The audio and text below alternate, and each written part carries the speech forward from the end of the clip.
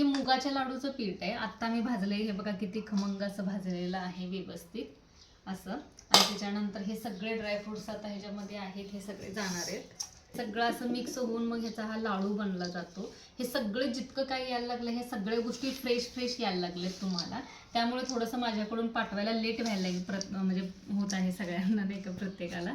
पण मिळणार याची गॅरंटी नक्की. कारण जितके काही लाडू मिळायला लागलेत बघा माझ्याकडून, ते सगळे तुम्हाला एकदम फ्रेशवाले मिळणार आहेत. व्यवस्थित गावरान तूप घालून, हे वालं तूप घातलेलं आहे याच्यामध्ये. लाडूमध्ये ज्यावेळेस म्हणजे हे पीठ व्यवस्थित भाजलं गेलं असेल किंवा ह्याच्यामध्ये तुपाचं प्रमाण व्यवस्थित असेल बघा, तर तो एकदम लाडू असतो कोणी असा पटदिशी बांधला जातो. ज्यावेळेस याचं तुपाचं प्रमाण ह्याच्यामध्ये व्यवस्थित असतं त्यावेळेस, किंवा पीठ व्यवस्थित भाजलं गेलं असेल तर. मी असं हे 2 हातांनी तुम्हाला बांधून दाखवते बघा. आता हे व्यवस्थित आहे, असं केलं की लगेच बांधलं जातं. आणि हे सगळे लाडू आज बनवायला लागले आणि आता थोड्या वेळात हा व्हिडिओ देखील मी पोस्ट करेल. कंप्लीट झालेले आहेत आता सध्याला.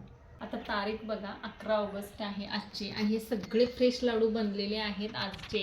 आणि हे सगळे आज जाणार आहेत कुरिअरला. त्यामुळे तुम्हाला समजू शकत असेल की जे लाडू आहेत माझ्याकडे ते सगळे फ्रेश आहेत. तर हे बघा, हे असे लाडू असतात आपले. हे तयार लाडू आहे आता आपला, आणि हे एवढे तयार झालेत, हे आज जाणार आहेत कुरिअरला सगळे. हे आपले मुगाचे आहेत आणि हे इकडे डिंकाचे आहेत, जे आज जाणार आहेत. तिकडे थोडे पार्सल आपले तयार होतं.